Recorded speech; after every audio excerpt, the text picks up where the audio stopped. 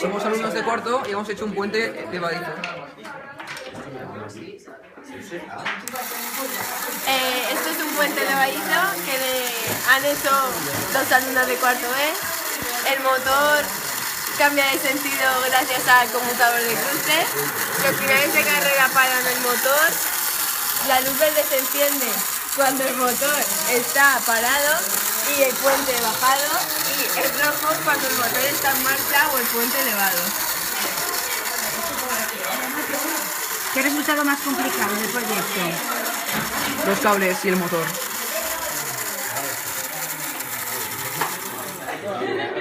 ¿Cambiamos el sentido? Sí.